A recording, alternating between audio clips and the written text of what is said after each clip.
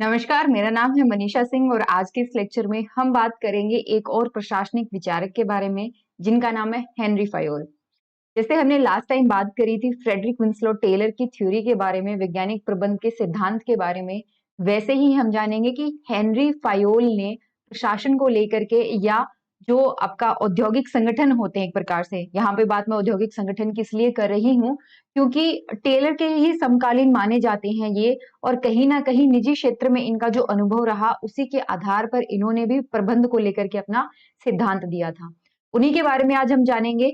तो अगर अभी तक आपने चैनल को सब्सक्राइब नहीं किया है तो मैं आपको बता दूं, हमारे चैनल पर आपको लोक प्रशासन से संबंधित अनेक वीडियोस प्रोवाइड की जाती हैं हिंदी में। तो अगर आप लोक प्रशासन के एक छात्र हैं इस विषय के, या सरकार कैसे कामकाज करती है इस चीज में आपकी गहन रुचि है, तो आप बिल्कुल सही जगह पर हैं। चैनल को एक बार सब्सक्राइब जरूर कर लीजिएगा, और अगर वीडियोस आपको हमारी पसंद आती हैं तो एक बार आप कमेंट जरूर करिएगा। चलिए शुरू करते हैं आज का ये लेक्चर। देखिए, हेनरी फायोल जो है ये माना जाता है कि टेलर के समकालीन, मतलब जिस टाइम टेलर ने वैज्ञानिक प्रबंध की बात करी थी उसी टाइम पर हेनरी फायोल ने भी अपना सिद्धांत दिया था। पर हेनरी फायोल ने लिखा था फ्रेंच भाषा में, और उसका इंग्लिश में अनुवाद हुआ बहुत लेट जाकर के, इसीलिए दुनिया को हेनरी फायोल के बारे में बहुत बाद में पता चला। और टेलर ने सिंस इंग्लिश में ही लिखा था तो वो ज्यादा इजीली पॉपुलर हो गया।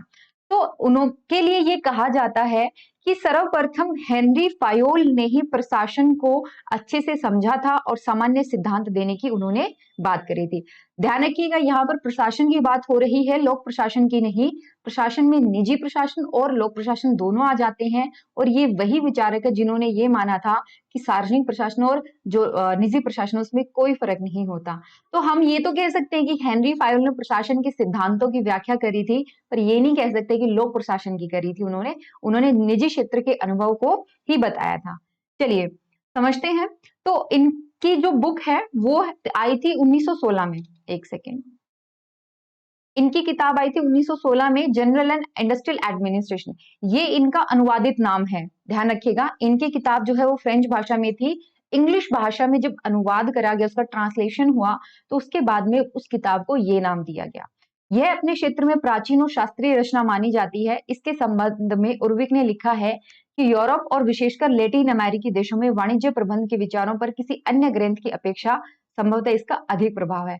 अब बात करें यूरोप की, अब बात करें जो आपका अमेरिका है, दक्षिणी अमेरिका जिसको हम कहते हैं, इन पर आप देखें तो वहां पर जो संगठन है उस विचार के हिसाब से आप समझे तो संगठनों के ऊपर हेनरी फायोल के इस सिद्धांत का ज्यादा प्रभाव देखने को मिलता है। अमेरिका और इंग्लैंड में 1920 में ये छपी थी, परंतु इनके विचारों को कोई नहीं जान सका क्योंकि इनकी जो किताब थी वो फ्रांसीसी भाषा में छपी थी। 1929 में इसका अनुवाद अंग्रेजी में हुआ, और फिर जाकर के पता चला कि अच्छा ऐसी किताब भी है। एक चीज और, इनकी जो किताब थी इन्होंने लिखा था जनरल एंड इंडस्ट्रियल एडमिनिस्ट्रेशन, ये अनुवादित नाम हमारे पास है। इस नाम को लेकर के भी इनको कई कंट्रोवर्सी का सामना करना पड़ा था। इनको नहीं, मतलब जिन्होंने अनुवाद करा था ये कहा गया कि इन्होंने जो है वो एडमिनिस्ट्रेशन की नहीं मैनेजमेंट की बात करी थी। कुछ इस तरीके की जो है इनके कंट्रोवर्सी चलती रहती है। अगर आप यूपीएससी की तैयारी कर रहे हैं तो मुझे नहीं लगता कंट्रोवर्सी में आपको जाने की जरूरत है। बस आप ये ध्यान रखिए कि फायोल ने क्या सिद्धांत दिए थे और किन आधारों पर इनकी जो है बुराई की जाती है, एक प्रकार से आलोचना की जाती है। तो इन्होंने कहा था कि एक ऑर्गेनाइजेशन को, एक संगठन को जब आप समझते हो, एक संगठन में 6 प्रकार की क्रियाएं होती है, 6 प्रकार की गतिविधियां हो रही हैं, एक्टिविटीज हो रही हैं। उनमें से प्रबंधकीय क्रियाएं भी एक है। ठीक है, एक मान लीजिए यहाँ पर बात हो रही है मैन्युफैक्चरिंग एरियाज की, जहां पर ऐसे संगठनों की जहां पर किसी चीज को बनाया जा रहा है, उत्पादन हो रहा है किसी चीज का। तो उन्होंने कहा 6 प्रकार की क्रियाएं होती है, तकनीकी क्रियाएं, व्यापारिक, वित्तीय, सुरक्षा, लेखाक्रम और प्रबंधकीय। तकनीकी में क्या आ जाता है, जैसे कितना उत्पादन करना है, निर्माण कैसे होगा, अनुकूलता कितनी, उस हिसाब से। व्यापारिक में लेन देन का हिसाब किताब आ जाता है। वित्तीय क्रियाएं, पैसा कितना आया कितना खर्च हो, उस हिसाब से है। हमारे लिए सबसे इंपॉर्टेंट है कौन सी, प्रबंधकीय क्रियाएं। प्रबंधकीय क्रियाएं हमें समझनी होगी, और हेनरी फायोल कहते हैं कि हर एक प्रकार के संगठन में आपको ये 6 की 6 क्रियाएं देखने को मिल जाएंगी। तो इन्होंने कहा कि प्रबंधकीय क्रियाएं जो हैं उसको समझते हुए हम बताते हैं कि प्रबंध के तत्व कितने होते हैं। इन्होंने 5 तत्व बताए थे। जैसे आपको याद है जब हम प्रगति और क्षेत्र की बात कर रहे थे लोक प्रशासन की, तो मैंने आपको एक कॉन्सेप्ट समझाया था, पोस्ट कॉर्ब। पोस्ट कॉर्प जैसा ही कुछ कुछ मिलता जुलता है, हालांकि इनका पोस्ट कॉर्प नहीं है, लेकिन इन्होंने कहा था कि 5 तत्वों से मिलकर के प्रबंध का कार्य है। एक जो मैनेजर है उसके काम क्या होंगे? 5 प्रकार के काम होंगे। नियोजन यानी प्लानिंग, संगठन ऑर्गेनाइजिंग, समन्वय आपको क्या करना पड़ेगा? यहाँ पर उनको कोऑर्डिनेट करना पड़ेगा। आदेश आपको उनको एक तरीके से ऑर्डर देना पड़ेगा, और नियंत्रण कंट्रोल करना पड़ेगा। तो ये 5 जो है तत्व इन्होंने बताए थे, और ये माना था कि प्रशासन में प्रबंध जो है, इन 6 की 6 क्रियाओं में से प्रबंध जो है वो सबसे ज्यादा महत्वपूर्ण है। और इसीलिए इन्होंने कहा था कि प्रबंध के तत्वों को हम समझेंगे। देखिए, यहाँ पर ये सारी चीजें बताई गई हैं। नियोजन का मतलब क्या है? संगठन का मतलब क्या है? नियोजन जो है, नियोजन में हम क्या करते हैं, जब हमें मान लीजिए कोई काम करना है तो हम पहले से प्लानिंग करते हैं ना, हम अनुमान लगाते हैं कि हम इस तरीके से काम करेंगे, और मान लीजिए हम ये भी देखते हैं कि आने वाले भविष्य में इस प्रकार की चुनौतियों का सामना हमें करना पड़ सकता है, तो थोड़ा लचीलापन भी होता है। इसी को हम कहते हैं प्लानिंग करना। संगठन में क्या आता है? संगठन, अगर हमें एक ऑर्गेनाइजेशन चलाना है, मान लीजिए आप ये सोच के चलते हैं कि आज के दिन मुझे एक स्टार्टअप, एक कंपनी खड़ी करनी है, तो किस प्रकार की कंपनी होगी, उस चीज का आप प्लान करोगे, पैसा कहाँ से लाओगे। फिर आपने सोच लिया सारी चीजें, आपने लोन वगैरह के लिए अप्लाई कर दिया। लोन आने के बाद में आप सामान खरीदोगे, रॉ मटेरियल, कच्चा माल आप खरीदोगे, हो सकता है कुछ लोगों को आप नौकरी पर भी रखो, तो ये संगठन में आ जाती है सारी चीजें। इसके बाद में आदेश, जितने भी लोग आपने रखे हैं काम करने के लिए, आपने जो कर्मचारी रखे हैं, उनको आपको बताना पड़ेगा कि देखिए यहाँ पर ये मशीन है, आपको ये काम करना है, उनको समझाना पड़ेगा। एक प्रकार से कह सकते हैं ट्रेनिंग भी, और उनको आदेश भी देना पड़ेगा टाइम टू टाइम। समन्वय, समन्वय में क्या चीजें आ जाती हैं? कोऑर्डिनेट करना। अब आप मान लीजिए 5 लोग वहां पे काम कर रहे हैं, तो 5 लोगों के आपस में तालमेल का होना बहुत ज्यादा जरूरी है, क्योंकि इसके बिना कोई ना कोई प्रॉब्लम आती रहेगी और आप ढंग से काम नहीं कर पाएंगे। यही कहा जाता है कि जो कोऑर्डिनेशन होता है, समन्वय, ये सही रूप में प्रबंध का हृदय माना जाता है। हृदय मतलब प्रबंध की बिल्कुल कोर जो होती है, बिल्कुल जो महत्वपूर्ण चीज होती है, सबसे महत्वपूर्ण तत्व जो है वो कोऑर्डिनेशन है। फिर आता है नियंत्रण। नियंत्रण में क्या आ गया कि अब मान लीजिए कोई कमियां हैं, कोई दुर्बलताएं हैं, कोई गलतियां हैं, उनको सुधारने के लिए आपको नियंत्रण का सहारा लेना पड़ेगा।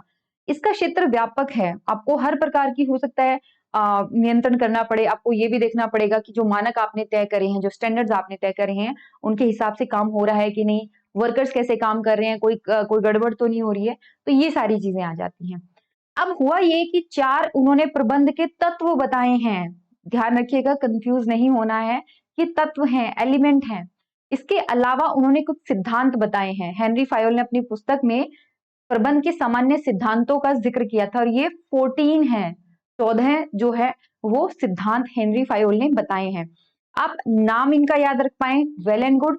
थोड़ा बहुत अगर मान लीजिए आप स्टेट पीसीएस वगैरह के लिए, या फिर आप कोई बीए या एमए का प्रोग्राम में आपने एनरोल किया है, तब आपको इनके बारे में थोड़ा डिटेल में पता होना चाहिए। तो कार्य का विभाजन मतलब, पहला आता है काम का बंटवारा होना चाहिए। सारा काम एक इंसान तो नहीं कर सकता। 5 लोग अगर आपने रखे हैं, तो 5 लोगों के बीच में काम का बंटवारा होना चाहिए, वही तो होता है कार्य का विभाजन। फिर आता है अधिकार एवं उत्तरदायित्व। एक इंसान को अपने काम करने का जिम्मा सौंपा है, तो आपको उसको कुछ ना कुछ अधिकार भी देने होंगे। अनुशासन, जिसमें आपको ये ध्यान रखना होगा कि जो जिस प्रकार से संगठन चाहता है उसी प्रकार से काम हो, अनुशासन में रहे। और एक अच्छे अनुशासन के लिए एक अच्छे नेतृत्व की हमें जरूरत पड़ती है। तो जो पर्यवेक्षण होता है, सुपरविजन जो होता है, वो अच्छा होना चाहिए। समझौते, जो फैसले होते हैं वो स्पष्ट और उचित होने चाहिए। और अगर कोई गड़बड़ी होती है तो दंड विधान को जो है वो सही से लागू किया जाना चाहिए, तभी जाकर के हम अनुशासन को लागू कर पाएंगे। आदेश की एकता। अब 5 लोग हैं, ये आपको ध्यान में रखना होगा कि 5 के 5 आपका जो टारगेट है, जो गोल है, उसको अचीव करने के लिए काम कर रहे हैं। ऐसा नहीं होना चाहिए कि बॉस ने कहा था आज 100 यूनिट बनेंगी, बीच वाला सुपरवाइजर कह रहा है कि नहीं नहीं आज 100 यूनिट नहीं, आज 50 यूनिट बनेंगी, और जो बिल्कुल लोअर लेवल पे वर्कर काम कर रहा है वो सोच रहा है कि नहीं आज 50 छोड़ो, आज 10 यूनिट ही मैं बनाऊंगा।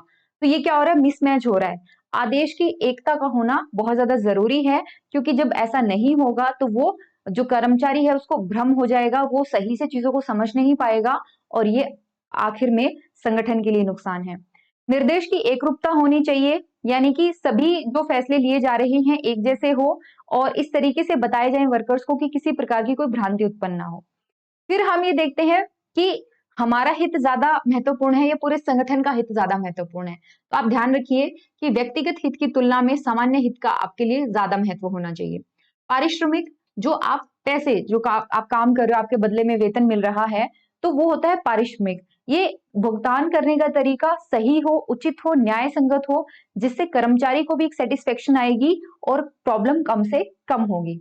केंद्रीकरण में उन्होंने कहा था कि देखिए, जो फैसला है वो किसी एक ही अधिकारी द्वारा लिया जाएगा या अलग-अलग अधिकारियों द्वारा लिया जाएगा या किस लेवल पर, किस स्तर पर फैसला लिया जाएगा, ये हम अलग-अलग संस्थाओं की प्रकृति और उनके आकार पर देख करके फिर उस चीज पर ये निर्भर करते हैं कि संस्था है कैसी और उसका आकार कैसा है। फिर आता है अनुक्रम रूपी श्रृंखला, आरोही श्रृंखला। इसको हम कहते हैं एक प्रकार की हायरार्की। ठीक है, हायरार्की में क्या होता है कि आप जो है वो किस प्रकार से जो है बात कर रहे हो, एक बॉस ने अपने कर्मचारी को कैसे ऑर्डर दिया है और एक अगर कर्मचारी को भी अपने बॉस को कोई बात कहनी है तो वो किस प्रकार से होगी। व्यवस्था, सही प्रकार से सारी चीजें बिल्कुल व्यवस्थित होनी चाहिए। हर एक वस्तु का, हर एक इंसान का एक कुछ स्थान होता है, तो उसी पर उनको वो स्थान जो उनको प्रदान किया जाना चाहिए। फिर आता है समता, न्याय, साम्य, दृष्टि। इसका मतलब ये है कि हमें अपने हर एक कर्मचारियों के साथ, अगर हम प्रबंध के हिसाब से देखें तो हमें अपने हर एक कर्मचारी के साथ दया और न्याय के साथ व्यवहार करना चाहिए। तभी कर्मचारी आदर दे पाएंगे और तभी वो हमारे ऑर्डर्स को अच्छे से फॉलो कर पाएंगे। फिर कर्मचारी के कार्यकाल में स्थायित्व होना चाहिए। ऐसा नहीं हो कि आज उसने जॉब ज्वाइन करी और 15 दिन बाद वो छोड़ के चला गया। 2 साल, 3 साल, एक स्थायित्व होना बहुत ज्यादा जरूरी है। फिर प्रेरणा, प्रेरणा मतलब वो किस चीज से ज्यादा प्रेरित होता है, मोटिवेटेड होता है वो काम करने के लिए। तो इन सारी चीजों के बारे में ये बात करी गई थी और फायोल ने कहा था कि प्रबंधकों को कर्मचारियों में प्रेरणा की भावना उत्पन्न करने का कार्य जो है वो करना चाहिए। सहयोग की भावना, सहयोग मतलब सब लोग मिल करके टीम के रूप में कार्य करें, ऐसी जिम्मेदारी भी किसकी है? प्रबंधक की ही होती है। चलो, हमने बात कर ली कि एक संगठन में कितने प्रकार की क्रियाएं होती हैं, प्रबंध के तत्व क्या है, प्रबंध के सिद्धांत क्या है। अब बात कर लेते हैं कि एक प्रबंधक जो होता है उसमें किस प्रकार के गुण होने चाहिए। तो हेनरी फयोल कहते हैं शारीरिक रूप से वो स्वस्थ हो, मेहनती हो, मानसिक रूप से उसमें समझने और सीखने की योग्यता हो, अनुकूलता हो, निर्णय सही से ले, नैतिक गुण हो, कुछ शैक्षणिक गुण के बारे में बात करी थी, तकनीकी गुण हो, अनुभव हो। इसके अतिरिक्त फयोल ने व्यवसायिक क्रियाओं जैसे प्रबंधकीय, वित्तीय, व्यापारिक, तकनीकी, सुरक्षा, लेखांकन आदि योग्यताओं को भी प्रबंधकों के लिए आवश्यक माना है। अब इसके बारे में उन्होंने बात करी है प्रबंधकों की सार्वभौमिकता। इसलिए उन्होंने कहा कि देखिए, आप अगर इन सिद्धांतों को फॉलो करें तो आप किसी भी संगठन में जो है वो उनको लागू कर सकते हैं। ठीक है, इसके अलावा एक और है, आलोचना पर बढ़ने से पहले मैं यहाँ पर आपको बता दूं, उसका नाम है गैंगप्लैंक। ठीक है, गैंगप्लैंक को आप हिंदी में बताइए क्या कहते हैं कमेंट सेक्शन में। ठीक है, मेरे हिसाब से ये गैंगप्लैंक ही कहलाता है। इसमें इन्होंने कहा था कि मान लीजिए एक इस प्रकार की हायरार्की बनती है, इस प्रकार का एक जो पदानुक्रम है एक संगठन में वो बनता है। यहाँ पर आपका टॉप चीफ जो है वो बैठता है, यहाँ पर मान लीजिए वो कर्मचारी होते हैं और यहाँ पे आप चीफ लिख सकते हैं और बीच में जो है वो सुपरवाइजर होते हैं। इस तरीके से काम जो है वो होता है। मैं इसको थोड़ा और सिंपल बता दूं, ए, बी, सी, डी, ई और ये है एफ, ई, एच। तो अगर मान लीजिए बी से कोई काम करना है और फाइल एच के पास है, तो वो किस तरीके से चलेगी? एच से जाएगी ई के पास, ई से सी के पास, सी से ए के पास, ए से फिर वापस बी के पास आएगी। तो इससे समय बहुत ज्यादा लग रहा है। हेनरी फायोल ने कहा था कि इस समय को घटाने के लिए हमें क्या करना पड़ेगा? हम क्या कर सकते हैं, डायरेक्टली जो है, जैसे ये फाइल सी के पास पहुंचे वो डायरेक्टली बी को भेज सकता है। यहाँ पर हमें इतने सारे लेवल जो हैं वो लेवल पे जाने की, इतने सारे स्तर पे हमें जाने की जरूरत नहीं है। इसको कहा गया है लेवल जंपिंग,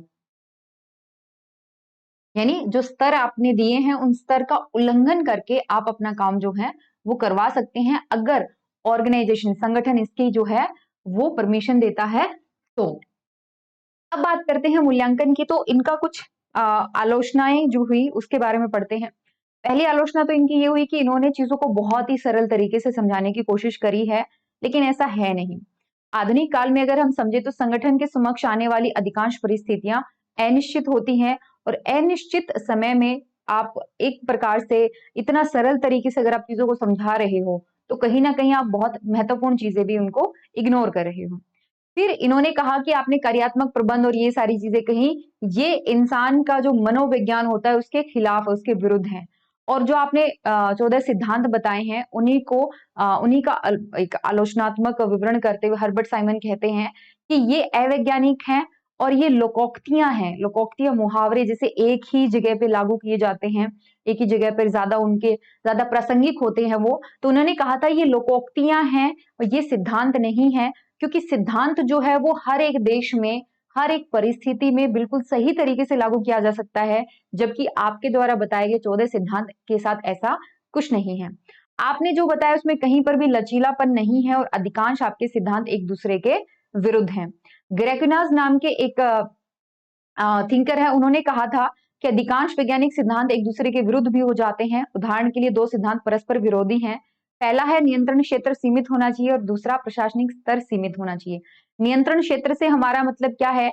मान लीजिए एक चीफ है, उसके अंडर 4 सुपरवाइजर आते हैं, तो वो कितने लोगों का अच्छे से ध्यान रख पाता है, कितने लोगों पे सही निगरानी रख पाता है, वो आता है नियंत्रण क्षेत्र में। प्रशासनिक स्तर पर कितने आते हैं कि एक एक संगठन में कितने स्तर हैं। जैसे यहाँ पे मैंने आपको 3 बताए थे ना, एक था उनका चीफ था, मुख्य, फिर बीच में सुपरवाइजर आ गए, फिर नीचे कर्मचारी आ गए, तो ये 3 स्तर हो गए, ये होते हैं प्रशासनिक स्तर। एक जगह तो हम कह रहे हैं कि प्रशासनिक स्तर कम हो, और दूसरी जगह हम कह रहे हैं कि नियंत्रण क्षेत्र कम हो। ये दोनों ही बातें एक दूसरे का विरोध करती हैं। क्यों? इसको समझते हुए मैं आपको बताती हूँ। मान लीजिए एक जगह 100 कर्मचारी काम कर रहे हैं, और एक सुपरवाइजर को आप जो है हद से हद 5 से 6 लोगों के ऊपर एक सुपरवाइजर आप रख सकते हो। तो आपको नहीं लगता कि हर 5 से 6 लोगों के लिए अब आपको एक सुपरवाइजर की जरूरत हो गई, और 5 से 6 सुपरवाइजर के लिए अब आपको एक और उनका एक चीफ है उसकी जरूरत होगी, और इस तरीके से फिर क्या होगा, एक और चीफ होगा। तो ये क्या हुआ, प्रशासनिक स्तर बढ़ता चला गया। यानी अगर हमने ध्यान दिया किस पे, नियंत्रण क्षेत्र पे, तो हमारा प्रशासनिक क्षेत्र जो है वो बढ़ता जाता है। और दूसरी तरफ मैं अगर इसको कम रखने की कोशिश करती हूँ, तो हो सकता है एक सुपरवाइजर को ज्यादा से ज्यादा 15 से 20 लोगों का भी सुपरविजन करना पड़ सकता है, नियंत्रण निगरानी उसको रखनी पड़ सकती है। तो दोनों ही सिद्धांत एक दूसरे के खिलाफ जाते हैं। इसके अलावा और काफी सारे उदाहरण यहाँ पर दिए गए हैं, पर अनुशासित पद सोपान के मूल्यों पर जरूरत से ज्यादा जोर दिया गया है। और कई जगह आलोचक ये भी कहते हैं कि एक अनुशासित पद सोपान के मूल्यों में जरूरत से कहीं अधिक विश्वास रखना भी गलत है। औपचारिक ढांचों के अतिरिक्त कुछ और तत्व भी होते हैं जो संगठन की एकता को बनाए रखते हैं और उसको सुचारू रूप से काम करने के योग्य बनाते हैं, जिनके ऊपर ध्यान हेनरी फायोल ने नहीं दिया, और इसी की वजह से इनका बहुत ज्यादा जो है वो आलोचना इनको फेस करनी पड़ी है। तो यहीं पर हम हेनरी फायोल के बारे में पूरा जो लेक्चर था वो खत्म करते हैं। अगर आप ये नोट्स परचेज करना चाहते हैं तो आप बिल्कुल कांटेक्ट कर सकते हैं, आपको मिल जाएंगे पीडीएफ फॉर्मेट में नोट्स। अगर आप कोर्स में एनरोल करना चाहते हैं तो ये गारंटेड बैच है, टेस्ट सीरीज आपको यूपीएससी नेट और पीसीएस के लिए मिल जाएगी। इसके अलावा अगर आप लोक प्रशासन विषय के रूप में चुनने का सोच रहे हैं बट आपके पास बहुत सारे सवाल हैं, तो आप बिल्कुल नीचे दिए गए नंबर पर आप हमें कांटेक्ट करके अपने सवालों के जवाब भी ढूंढ सकते हैं। इसके अलावा आपको एक टेलीग्राम लिंक जो है वो मिल जाएगा, उसको आप ज्वाइन करके आप हमसे डायरेक्ट भी जो है जुड़ सकते हैं। चलिए आज का लेक्चर यहीं पर खत्म करते हैं, कल मिलते हैं। Till then take care and bye bye.